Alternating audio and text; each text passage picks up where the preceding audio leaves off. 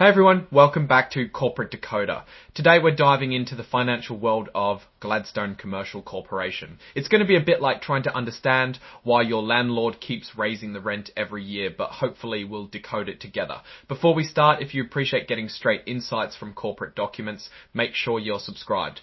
We also have a Discord community linked in the description below. This report is called an 8K. It's like a financial flash report. Gladstone Commercial just took out a new loan, so let's get into what that means for the company and possibly its investors. This filing is letting everyone know that on the last day of May in 2025, Gladstone Commercial Limited Partnership, which is basically the part of Gladstone Commercial Corporation that actually does the work, got a term loan. Think of a term loan as a business saying, hey bank, lend me money, I promise to pay it back over a set time. Gladstone got $20 million. That's a good chunk of change. This loan isn't forever. It's set to mature or come due at the end of May in 2027. That means Gladstone has just over 2 years to pay it back. Now, they don't get to use this money for free. They have to pay interest. The interest rate is a bit complicated. It's tied to something called SOFR plus a little extra, or it could be a base rate plus a little extra. Either way, it means Gladstone will be paying back more than just the 20 million. SOFR is basically the average cost of borrowing money overnight, so the loan's interest will change a bit depending on the market. This loan is unsecured. That means Gladstone didn't put up any specific property or assets as collateral.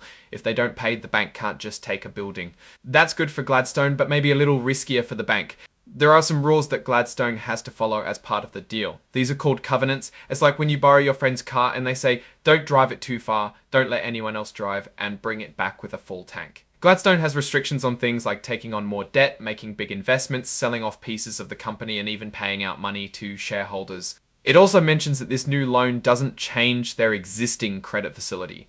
A credit facility is like a company credit card. They can borrow money as needed up to a certain limit.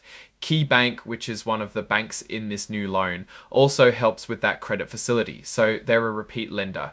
Now, I know this might all seem like a bunch of financial mumbo-jumbo, but here's the bottom line. Gladstone Commercial took out a $20 million loan.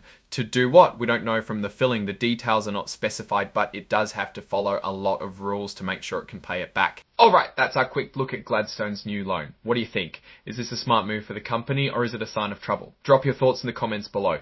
Now, for my opinion, Gladstone's loan raises some questions. While it's common for companies to borrow money, the lack of specifics about the loan's purpose is a little concerning. It would be great to know if it's for expansion, improvements, or just to cover existing debts. The restrictions that come with the loan might also limit their flexibility in the future.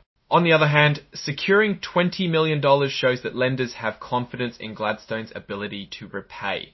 Plus, if they use the money wisely, it could lead to growth and higher returns. Overall, Gladstone's direction seems stable, but this loan adds a layer of complexity. Investors should keep a close eye on how the company manages its debt and whether it translates into positive results.